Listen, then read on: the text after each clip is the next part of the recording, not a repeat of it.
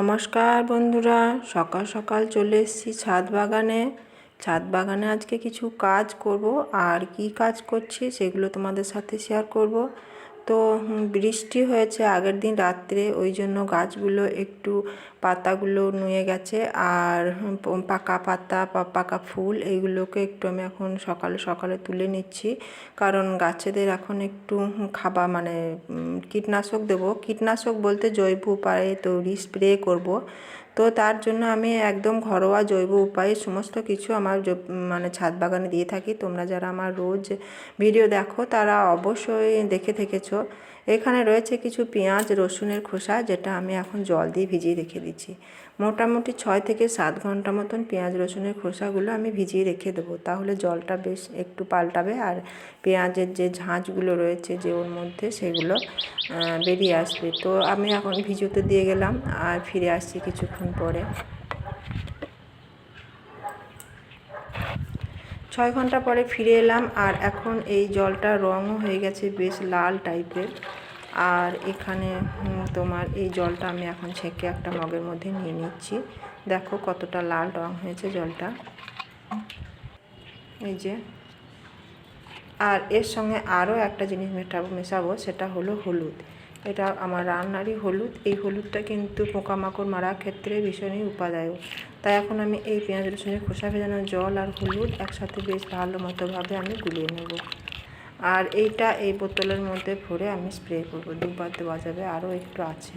এই পেঁয়াজ রসুনের খোসাটা গাছে খাবার হিসাবেও কাজ করে, আবার কীটনাশকের কাজও মানে পোকামাকড় দমনেরও কাজ করে।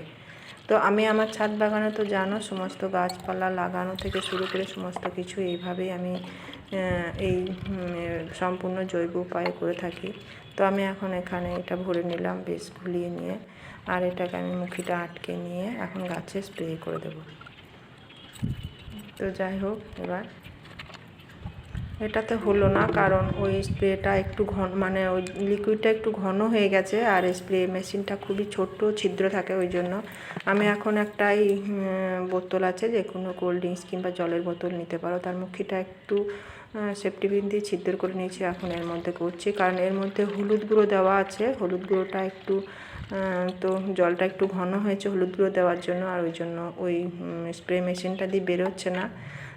তোমরা এভাবে সহজে করে নিতে পারো, স্প্রে মেশিনে না থাকলে বা হাতের কাছে নাগালের বাইরে থাকলে।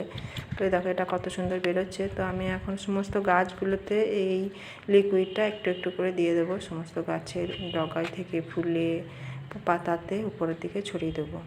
আর এই কাজটা অবশ্যই বিকালের দিকে করবে, তাতে করে বিকালে পোকামাকড় আসে না। ওরা তো এলে একটু পরাগ মিলন হয়, ওই জন্য যে কোনো স্প্রের কাজটা কিন্তু বিকালের দিকে করার চেষ্টা করবে। আমি সকালে ভিজোতে দিয়েছিলাম, আর এখন বিকালে এই গাছগুলোতে আমি এই স্প্রেটা একটু একটু করে ছড়িয়ে দিচ্ছি। লঙ্কার গাছেও কালো কালো একটা জাপ পোকার মতন হয়েছে। এটা পেঁয়াজ রসুনের পাতার যে একটা ঝাঁঝ আছে আর তার সাথে হলুদ, এই মধ্যেই আমি অন্য সময়ও দেখেছি এইভাবে গাছগুলো থেকে আর পোকামাকড় নষ্ট হয়। তো একটু একটু করে আমি সমস্ত গাছেদের উপরে ছড়িয়ে দিচ্ছি। জবা গাছেও লাগে। আর এই বৃষ্টির পরে বিশেষ করে অনেক দিন পরে বৃষ্টিটা হলো, তো বৃষ্টির পরে বিশেষ করে গাছেদের এইভাবে একটা স্প্রে দিলে সুবিধা হয়, তাতে করে গাছে পোকামাকড়ের আক্রমণের হাত থেকে রক্ষা পায়। তো এই ছিল আজকের ভিডিও। কেমন লাগলে অবশ্যই জানিও। যদি ভালো লাগে তাহলে একটা লাইক কমেন্ট করো। পুরনো বন্ধুদের আমি আবারও অনেক অনেক ভালোবাসা জানাই। নতুন বন্ধুদের আমার চ্যানেলে আসার জন্য আমন্ত্রণ রইল। তোমরা সকলে আমার পরিবারে এসো আর লাইক কমেন্ট করো। আর তোমরা যদি চাও তাহলে তোমাদের পরিবারেও আমি যেতে পারি, কিন্তু অবশ্যই তোমাদের কিন্তু উপস্থিতি আমি যদি বুঝতে পারি, তবে অনেকেই কমেন্ট করেছো, কিন্তু তোমাদেরকে আমি উপস্থিতি কিন্তু দেখতে পাইনি বলে খারাপও লেগেছে। যাই হোক, ভেবে দেখো। তো কুমড়ো গাছ আর লঙ্কা গাছ আর এখানে রয়েছে একটা চেরি ফলের গাছ, ওগুলোতে সব একটু একটু করে আমি লিকুইড দিয়ে দিচ্ছি। আরও একটু ছিল, সেটাও আমি এখন একটু একটু করে দিয়ে দেব। আর সেই সাথে ভিডিওটা আজকে শেষ করব।